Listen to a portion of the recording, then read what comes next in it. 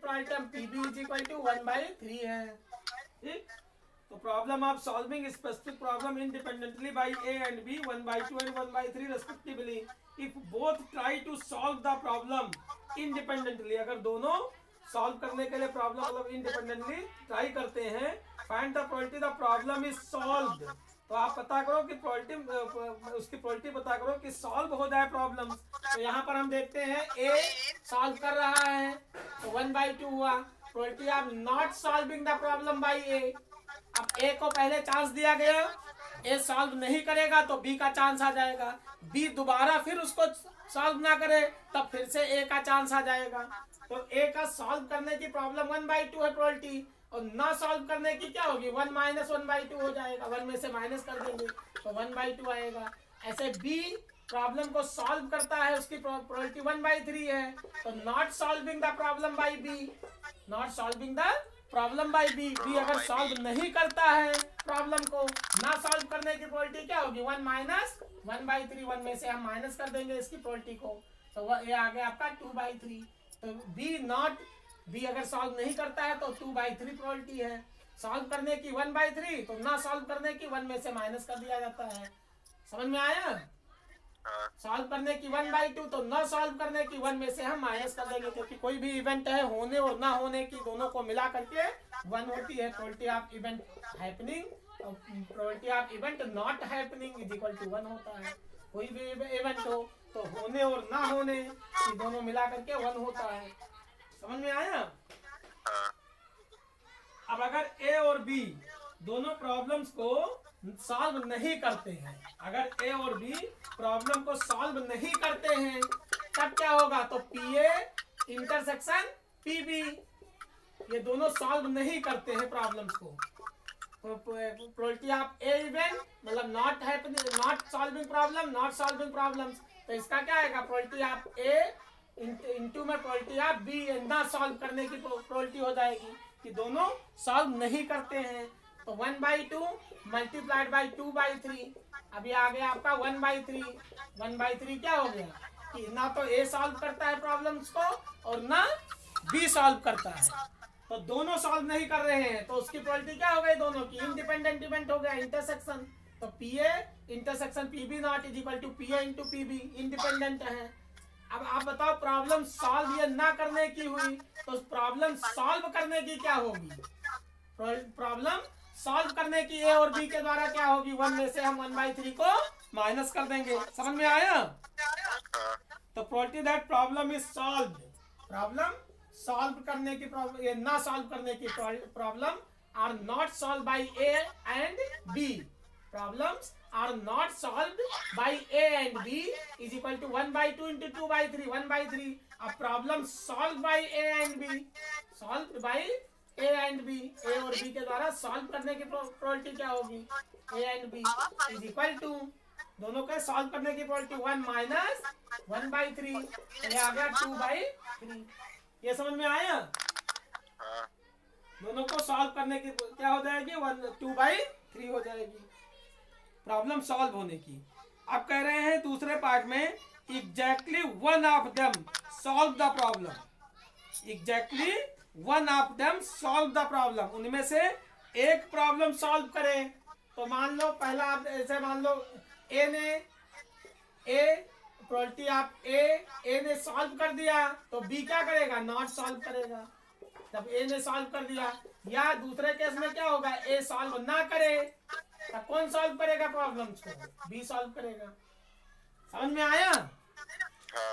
दूसरे में कहा गया एग्जैक्टली वन ऑफ देम, उनमें से एक ही केवल सॉल्व करे, solve the problem exactly one, या तो ए सॉल्व करे या बी सॉल्व करे, दोनों सॉल्व ना करें। तो ए अगर सॉल्व कर देता है प्रॉब्लम्स को तो बी क्या करेगा, सॉल्व नहीं करेगा, और अगर ए सॉल्व नहीं करता है तब क्या करेगा, बी प्रॉब्लम्स को सॉल्व करेगा। समझ में आ रहा है? तो ये आपका exactly one of them solve the problems हो जाएगा, एग्जैक्टली ये क्या होगा, exactly one of them solve the problem, one of them solve the problem, solve the problems. Is equal to P A. अब P A into P B not, तो P A की value क्या आ जाएगी 1/2 into में P B not की value कितना है 2/3 और प्लस में P A not 1/2 into P B. Solve करने की क्वालिटी देख लो, पी बी की 1/3 है, तो सॉल्व करोगे कैंसिल हो गया, ये आ गया 1/3 प्लस में यहाँ पर 1/6 हो जाएगा, तो 6 एलसीएम 6 हो गया, और 3 2 जा 2 + 1 तो 3/6 हो गया, 3 1 जा 3 2 जा 1/2 हो जाएगा। सॉल्व करने की क्वालिटी क्या हो जाएगी 1/2। समझ में आया? Exactly one of them solve the problems. ये अब बाकी तो आपको इसी टाइप से क्वेश्चन और दिए हैं, ट्राई करना है। हाँ, अब यहाँ बेस थ्योरम एक और कंसेप्ट आता है, नया कंसेप्ट बेस थ्योरम का। तो बेस थ्योरम को हम जब अप्लाई करते हैं, ये भी आपका कोई नई चीज नहीं है बेस थ्योरम, वही ये आप कंडीशनल क्वांटिटी पर बेस्ड है बेस थ्योरम। तो इसको भी आप सिंपल तरीके से कर सकते हो बेस थ्योरम को। समझ में आया? जो आप नए तरीका आपका कोई नया नहीं है, वही चीज इसमें भी है। जैसे आप करते हो favourable cases divided by possible number of cases, probability of an event is defined as favourable number of cases divided by possible number of outcomes या पॉसिबल नंबर ऑफ केसेस। तो नई चीज कोई नहीं है, बस बेस थ्योरम्स क्या है, बहुत इंपॉर्टेंट है। इसमें यह आता है 6 नंबर का क्वेश्चन आता है, 6 नंबर 4 नंबर का। समझ में आया? तो बेस थ्योरम आप देखो इसमें क्वालिटी में पेज नंबर इसका एक ना एक क्वेश्चन आएगा बेस थ्योरम। इसके जब क्वेश्चन करोगे तब ये समझ में आएगी। थ्योरम तो आपको पढ़ोगे तो थ्योरम से कुछ समझ में नहीं आएगा आपको। बेस थ्योरम, ये आपका बेस थ्योरम हो गई। मिल गया बेटा? सर देख, हाँ मिल गया। हाँ, बेस थ्योरम ये इंपॉर्टेंट थ्योरम है। बेस थ्योरम आप इसको सिंपल जब क्वेश्चन सब इस पर करते हैं, जैसे मान लो कोई फील्ड है, आवाज आ रही है मेरी? हाँ। अब मान लो किसी किसान की फील्ड है, कोई फार्मर है, उसकी फील्ड है। अब इसके 2 बेटे हैं, ए फील्ड हो गया, इसके 2 बेटे हैं। तो कोई मान लो सी एक फार्मर था, एफ कोई फार्मर था, एफ फार्मर था, इसके ए और बी 2 बेटे हैं। तो ये फील्ड 2 पार्ट्स में डिवाइड हो जाएगी। हर एक को कितना मिलेगा पार्ट 1/2 मिलेगा। समझ में आया? हाँ। एक फार्मर उसके 2 बेटे, तो हर एक को फील्ड क्या मिल जाएगी, आधी आधी मिल जाएगी, 1/2 मिल जाएगी। तो उसके पहले क्या होना चाहिए, फार्मर की फील्ड एग्जिस्ट होनी चाहिए। बंटवारा का होने से पहले फार्मर की फील्ड क्या होनी चाहिए, एग्जिस्ट होनी चाहिए। और दोनों की फील्ड का इंटरसेक्शन किया जाए तो कोई कॉमन पॉइंट नहीं आना चाहिए। ए इंटरसेक्शन बी क्या होना चाहिए, नल सेट आना चाहिए। और जब हम ए यूनियन बी निकालें तो आपका पूरा फील्ड आ जाना चाहिए, सैंपल स्पेस पूरा आ जाना चाहिए। 2 पॉइंट इसमें है, ए इंटरसेक्शन बी क्या आए, नल सेट आए, कोई कॉमन एरिया ना आए। समझ में आया? और जब हम दोनों को ऐड करें तो फिर से वही फील्ड जुड़ जानी चाहिए। अब मान लो यहाँ फार्मर के इसके 2 बेटे थे, अभी ए और बी, फार्मर के 2 बेटे थे ए और बी। अभी ए के ये ए हो गया, ये बी हो गया, 2 पार्ट में डिवाइड हो गया। अब ए के 3 बेटे हैं, ए के 3 बेटे हैं और बी के 2 बेटे हैं। ए के 3 बेटे हो गया डी, ई और एफ, और इसका हो गया जी और एच, इसके 2 बेटे हो गए। तो इसका 1/2 था, इसकी फील्ड 1/2, इसकी भी 1/2 थी। दोनों की आधी आधी मिली थी ना जमीन। अब आधे में इसका देखो 3 पार्ट किया गया, तो 1/2 का 3 पार्ट करोगे तो 1/6 इसको मिला, 1/6 इसको मिला, 1/6 इसको मिला। क्योंकि 1/2 का आपने क्या किया, 3 पार्ट किया, 3 से डिवाइड किया, तो 1/2 इंटू 1/3 हो जाएगा। जब इसको हम मल्टीप्लाई में कन्वर्ट करेंगे तो 1/2 इंटू 1/3 1/6 हो जाएगा। ऐसे यहाँ इसके 2 बेटे हैं तो 2 पार्ट में डिवाइड होगी, तो 1/2 डिवाइड में 2। इसका मतलब क्या हुआ कि 1/2 इंटू में 1/2, तो 1/4 इसको मिलेगा, 1/4 मिलेगा। समझ में आया? अब इन सबको हम ऐड करें तो ये सब कितना आना चाहिए, 1 एरिया आनी चाहिए। इन सबका हम यूनियन निकालें तो यही फील्ड आपका आना चाहिए। इन तीनों को जोड़ें तो 1/2 के बराबर आए। इन दोनों को जोड़े, ये 1/2 के बराबर आए, और दोनों को ऐड करके देखा जाए तो पूरी फील्ड जितना किसान की है वही आनी चाहिए। और इनकी बाउंड्री क्या है, ये इंटरसेक्शन नल सेट आना चाहिए। तो A intersection B null set आए, ए यूनियन बी क्या है, फील्ड आ जानी चाहिए, पूरा सैंपल स्पेस आना चाहिए, डिस्जॉइंट सेट आना चाहिए, कोई कॉमन एरिया ना हो। नहीं है अच्छा। समझ में आया? हाँ बेस थ्योरम इसी पर ये डिफाइन है यहाँ पर आपको। तो इस पर क्वेश्चन जब हम करते हैं तो तब आपको ये समझ में आता है। इस पर हम न्यूमेरिकल्स करेंगे। अब हम एक दो आपको इसमें डेरिवेशन दिया गया है कि जैसे मान लो ये कोई फील्ड है, अब इसके 3 पार्ट्स हैं, ए और ये 3 पार्ट्स मान लेते हैं इसके, हो गया। अब यहाँ ए कोई ऐसा सेट है जो तीनों में कॉमन है। अब यहाँ ए बी सी ये फील्ड थी, और एक ई एक ऐसी एरिया है, ये ई पूरा ले लिया गया कि ये क्या है, तीनों में कॉमन है, तीनों में कॉमन एरिया आ गई, जो यहाँ पर आपका एग्जांपल दिया गया है। तो ये यहाँ पर अब हम जब प्रोबेबिलिटी ऑफ ई निकालेंगे, ये एरिया पूरा फील्ड निकालेंगे, तो इसकी डेफिनेशन देखो, हम एक बार पढ़ते हैं इसको। In a particular case of law of total probability, ये क्या होती है, बेस थ्योरम किस पर है, लॉ ऑफ टोटल प्रोबेबिलिटी पर बेस्ड है, लॉ ऑफ टोटल प्रोबेबिलिटी पर बेस्ड है। तो यहाँ पर law of total probability the result can further be extended and we have the following law of total probability, B1 B2 Bn are mutually exclusive and exhaustive event of sample space S. A is any event in S that occurs with B1 or B2 or Bn, then probability of PA is equal to PB1 into probability of A oblique B1 plus में probability of B2 into P A oblique B2। जब इन सबका हम area लेते हैं तो यहाँ पर probability of E event है इज इक्वल टू क्या आ जाएगा, probability of A oblique E oblique A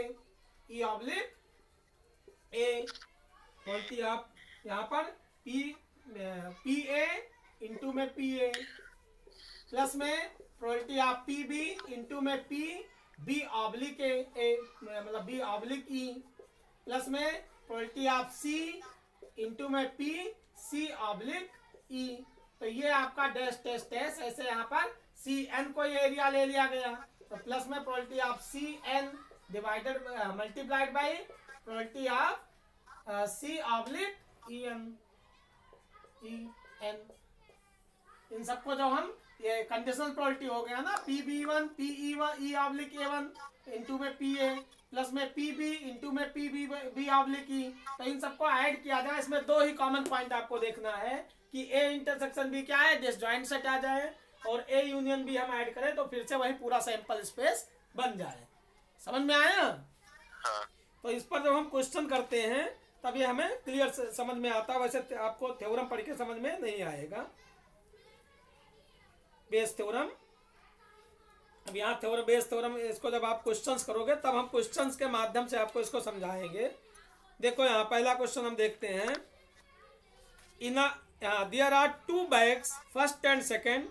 Bag first contains 2 white and 3 red balls, and bag second contains 4 white and 5 red balls. One ball is drawn at random from one of the bags and is found to be red. Find the probability that it was drawn from bag second. देखो इसकी questions क्या है, Bayes theorem, फिर इसके बाद इसकी definition पर जाएंगे। पहले क्वेश्चंस हम इसको एक दो सॉल्व करते हैं, और बहुत लेंदी थोड़ा स्टेटमेंट वाले क्वेश्चंस होते हैं तो लिखने में टाइम लगेगा, इसको हम पूरा क्वेश्चन लिखेंगे तो यहाँ पर देखो, there are 2 bag, first and second, 2 bag हैं, फर्स्ट और सेकंड 2 बैग हो गए। ये आपका बैग मान लेते हैं B1 बैग है, फर्स्ट बैग हो गया, और ये आपका बैग सेकंड हो गया। आवाज आ रही है ना बेटा? आ रही है। तो there are 2 bags, first and second. Bag first contain 2 white and 3 red balls. Bag first में 2 व्हाइट बॉल्स हैं और 3 रेड बॉल्स हैं। Bag first contain 2 white and 3 red balls and bag second contains 4 white. इसमें आपके 4 white balls हैं, 4 white balls हो गई, 4 white balls, और कितने 4 व्हाइट बॉल्स हो गया, और 5 रेड बॉल्स हैं, 5 रेड बॉल्स हैं। 1 ball is drawn at random.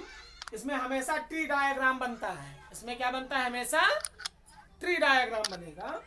तो one ball is drawn at random from one of the bag.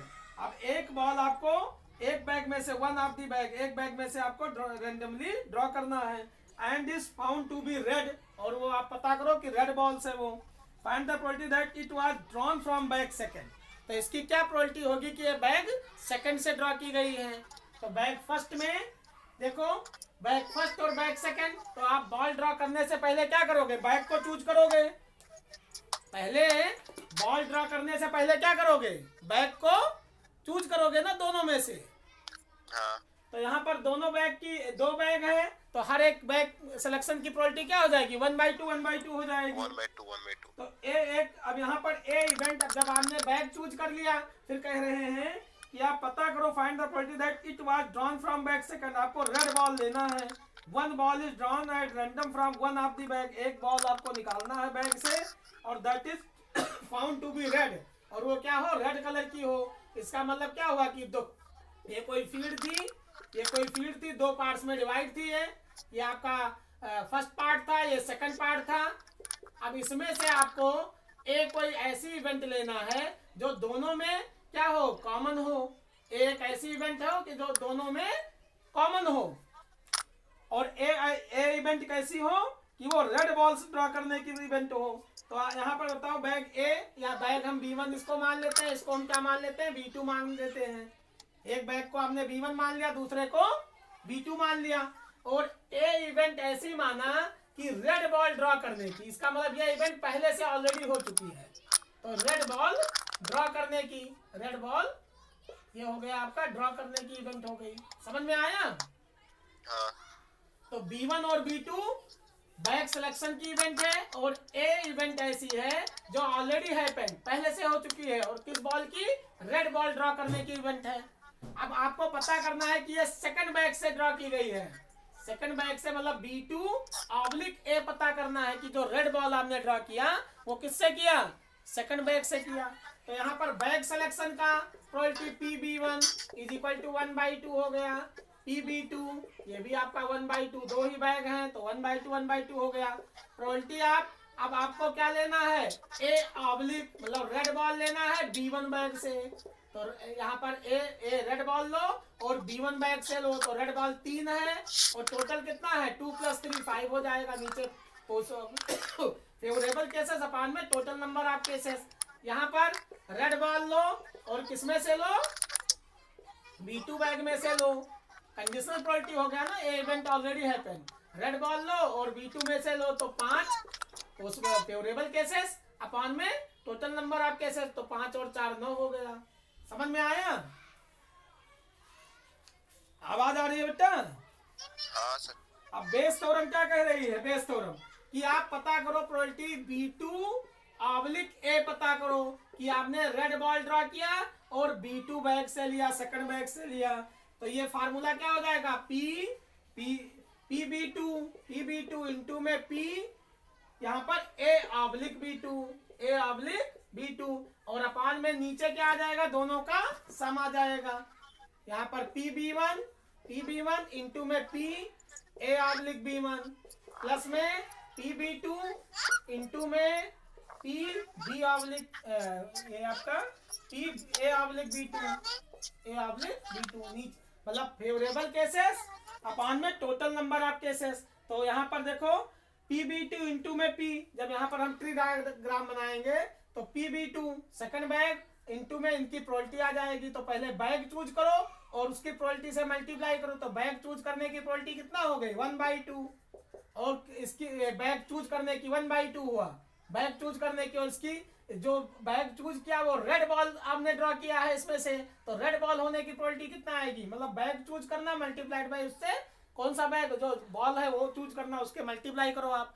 तो यहाँ पर रेड बॉल कितना है आपकी, 5 है, तो 5 अपान में टोटल 9 हो गया। डिवाइड में ये तो आपका पॉसिबल आउटकम्स हो गया, फेवरेबल केसेस हो गए, अपान में टोटल नंबर ऑफ केसेस, मतलब ये इवेंट प्लस में ये इवेंट टोटल आ जाएगा नीचे। तो यहाँ पर रेड बॉल आपने यहाँ बैग B1 चूज किया आपने, तो B1 1/2, और इसकी प्रोबेबिलिटी क्या आएगी रेड की, तो 3/5 हो गया। प्लस में दूसरा आपने बैग B2 चूज किया तो उसकी प्रोबेबिलिटी 1/2 इंटू में टोटल कितनी बॉल्स हैं, रेड बॉल्स की प्रोबेबिलिटी निकालो, तो 5/9 हो गया। समझ में आया? हेलो, हाँ सर। ये समझ में आया? हाँ क्वेश्चन समझ में आया कि 2 बैग है हमारे पास, फर्स्ट और सेकंड बैग मान लेते हैं, B1 B2 हमने मान लिया, उसमें 2 व्हाइट बॉल्स हैं, 3 रेड बॉल्स हैं, एक बैग सेकंड में 4 व्हाइट है, 5 रेड बॉल्स हैं। आपको रेड बॉल की प्रोबेबिलिटी पता करना है, और ये पता करना है, कंडीशन दे दी गई कि वो बैग सेकंड से ली गई है, इसकी क्या पॉसिबिलिटी होगी कि ये बैग सेकंड से ली गई है। तो हम यहाँ पर फर्स्ट बैग की निकालेंगे, और सेकंड से ली गई है तो सेकंड आपका B2 ऑब्लिक ए पता करना है आपको। ए एक ऐसी इवेंट है कि रेड बॉल ड्रॉ, आपको रेड बॉल ड्रॉ किया है, ये आपका ऑलरेडी हैपेंड हो गई, तो इसके रेड बॉल ड्रॉ करने से पहले आप बैग को चूज करोगे। रेड बॉल ड्रॉ करने से पहले क्या करोगे, बैग को चूज कर। तो बैग, हर एक बैग, जब 2 ही बैग है तो हर एक की प्रोबेबिलिटी 1/2 हो जाएगा। बैग B1 की 1/2 हो गया, बैग B2 की 1/2 हो गया। अब यहाँ रेड बॉल बैग B1 में रेड बॉल कितना है, 3 है, तो 3 इंटू में इनकी प्रोबेबिलिटी, पहले बैग चूज करो तो 1/2 इंटू में रेड बॉल की प्रोबेबिलिटी, तो 3/5 हो जाएगा। तो यहाँ पर 1/2 इंटू 3/5 हो गया, प्लस में बैग सेकंड चूज करने की 1/2, और इंटू में रेड बॉल ड्रॉ करने की प्रोबेबिलिटी क्या होगी, तो 5/9 हो गया। और ऊपर क्या आएगा आपका PB2 इंटू PA/B2, मतलब आपने बैग सेकंड से लिया है तो PB2 1/2 इंटू में इनकी प्रोबेबिलिटी आ जाएगी, जो यहाँ पर आया है नीचे। तो यही आपका केसेस क्या आएगा, फेवरेबल केसेस अपान में टोटल नंबर ऑफ केसेस। कोई नई चीज नहीं है कि ऊपर कितना फेवरेबल केसेस है और नीचे टोटल, दोनों नंबर जुड़ जाएंगे, टोटल नंबर ऑफ केसेस। समझ में आया? हाँ तो इस पर हम और अब क्वेश्चंस करेंगे तब और ये क्लियर होगा, इसको हम और आगे बढ़ाएंगे।